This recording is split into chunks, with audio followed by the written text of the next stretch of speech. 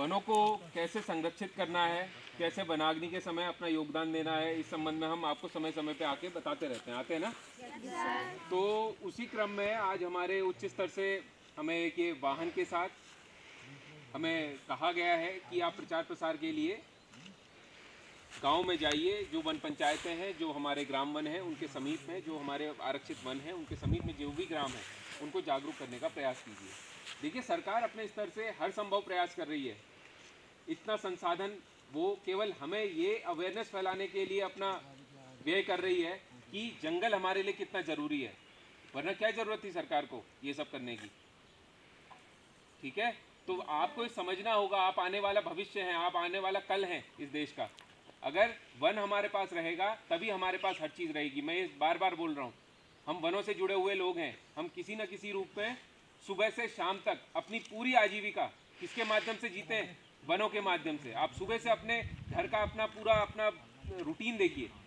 सबसे पहले क्या होता है, आपके घर वाले सुबह जागते हैं, वो गाय के लिए चारे की व्यवस्था करते हैं। वो चारा कहाँ से आएगा? जंगल से आएगा। फिर क्या होता है, उसके बाद आपको ईंधन के लिए लकड़ी चाहिए होती है, वो कहाँ से आएगा? वो भी जंगल से आएगा।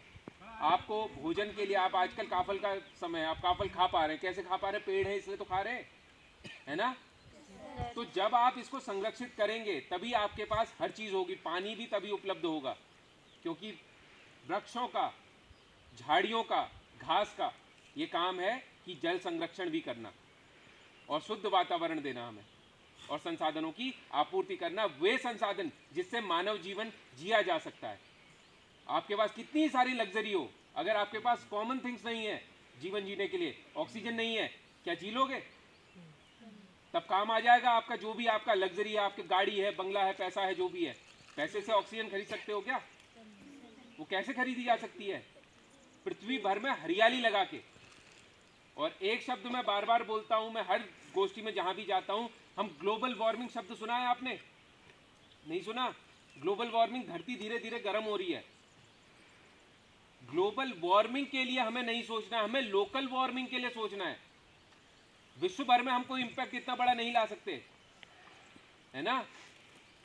लेकिन हम ये कर सकते हैं कि हम जिस लोकेलिटी में रहते हैं, जिस पर्यावरण में हम जी रहे हैं, हम मोनपोखरी में जी रहे, तो हम मोनपोखरी के लोकल एनवायरनमेंट को अच्छा कर दें। इसी तरह से हर कोई सोचेगा अपनी अपनी लोकेलिटी में, तो इससे लोकल वार्मिंग कम होगी और वो जुड़ के ग्लोबल वार्मिंग कम होगी। ग्लोबल वार्मिंग कम होगी, धरती में हरियाली रहेगी, ठंडक रहेगी, पानी के स्रोत बने रहेंगे। आप जी रहे हैं आज, आने वाला भविष्य, आपकी अदर जनरेशन जो आगे आएंगी वो भी एक अच्छा भविष्य देख पाएंगी। ये सोच आपको बचपन से दी जा रही है और बार बार दी जा रही है, प्रमुखता से दी जा रही है। हालांकि आपके माँ बापों को इतनी बार वन विभाग आके नहीं बोला होगा आपके बचपन में, है ना? आपके माता पिता के पास आके वन विभाग इतनी बार, स्कूल में आके, और इतना हमें सहयोग, आपके जो टीचर हैं, आपके प्रिंसिपल सर हैं, वो बार बार हमें इतना सहयोग देते हैं कि हम थोड़ी सी उनसे बात करते हैं कि सर ये ज़रूरी है, आज इतना हमारी एक वैन आई है, हमें सीएम साहब ने दी है, वो इस संबंध में एक जागरूकता चाह रहे हैं वनों को संरक्षित करने के लिए। वो बिल्कुल कभी मना नहीं करते, स्वयं सहयोग के लिए उपस्थित हो जाते हैं। आपका भी बहुत बहुत धन्यवाद सर, हमेशा आप सहयोग करते हैं हमें। दो शब्द अगर आप इस संबंध में। ठीक है बच्चों, वनों पर आग लगना एक गंभीर समस्या है जो न केवल पेड़ों और वन्य जीवों को हानि पहुंचाती है, बल्कि हमारे पर्यावरण व जीवन को भी खतरे में डालती है। अतः आप सभी ग्रामवासियों से अपील की जाती है कि जंगल में जलती बीड़ी, सिगरेट एवं माचिस न फेंकें या कोई भी जलती पदार्थ फेंकें। वनों में आग लगाना एक कानून अपराध है। वनों में आग लगाने का पकड़ा गया तो भारतीय वन अधिनियम 127 के तहत संबंधित के विरुद्ध आवश्यक दंडात्मक कार्रवाई अमल में लाई जाएगी। हेल्पलाइन नंबर 1926 और forest fire Uttarakhand mobile app launch किया गया है। आधुनिक उपकरणों और तकनीकों को किया जा रहा है शामिल। आग लगने की घटनाओं पर तुरंत प्रतिक्रिया देने के लिए विशेष टीमें तैनात। साथ ही इसमें आपकी भी मदद चाहिए। हर व्यक्ति को जंगलों की रक्षा में योगदान देना होगा। आप ये आसान काम कर सकते हैं। आग को लेकर हमेशा सतर्क रहें।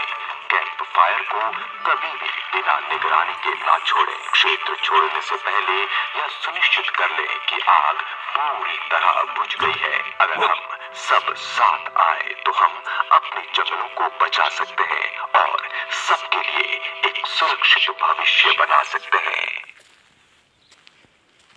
देखिए बच्चों, जैसे कि हम लगातार आपके बीच आते रहते हैं,